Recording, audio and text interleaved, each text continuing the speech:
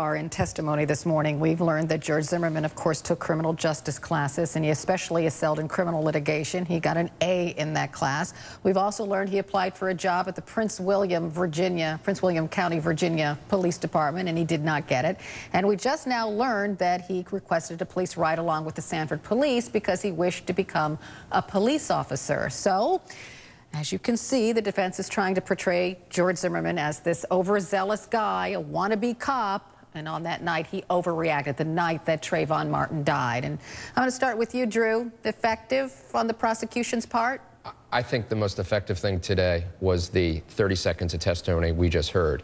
And the reason is I really do believe that with due respect, that the guy that graduates law school, gets a job as a public defender and teaches a job at night to make extra money is really not educating him and prepping him and getting him ready.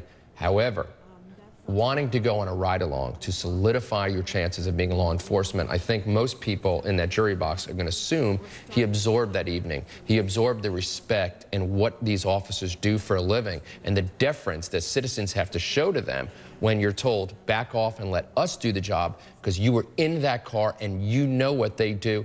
A good prosecutor is going to take this and hammer it home in closing argument. That was brutal to George Zimmerman just now. They're in recess till 11, so go on, Jason. Yeah, I don't necessarily think so, and it's not just my professor bias. I think what the defense did here is they basically told the wrong story. They said, well, basically, even if George Zimmerman started this fight, once he started losing it, he had reasonable fear for his life. But the problem is, how could you ever be that afraid in a fight when you know you have a gun? They basically laid out the prosecution's story better than the prosecution did. And when they ended the argument with, it was unequal force shooting somebody, and the guy said, yeah, I thought that was a horrible mistake by the prosecution, by the defense. Sonny, your take?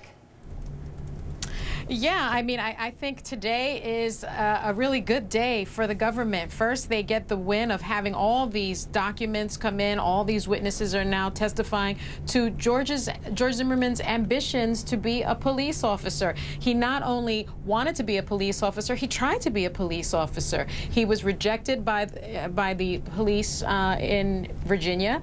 Then he took all these courses. He learned about, what it is. He learned about the law, and then finally he goes on this ride-along, and I agree with Drew. I mean, my goodness, he gets to see cops in action. As a former prosecutor, I've gone on ride-alongs, and it is really heady. It is unbelievable when you are in that car responding to calls for help. You really understand what type of job it is, the importance of the job. And so you take all of that as a prosecutor and then you argue to the jury he wanted to be a cop, and that's what he was doing that night. He was profiling Trayvon Martin as a police officer, a quasi-cop. He was on the beat. I think that could be very, very powerful evidence for the prosecution. I've been on police ride-alongs myself, and it's amazing. You get this huge adrenaline rush when police respond to a call, and you suddenly realize that you have to control that. You have to find some way to control that. And as a human being, you want to ride it. You want to go along with it. Right. And perhaps that's what George Zimmerman felt that night. We don't know. Well, we don't know, but I think it's interesting. If you're trying to build the case, and I thought this was interesting when they brought in his previous 911 tapes last week, if you're also trying to build a case that he knew better.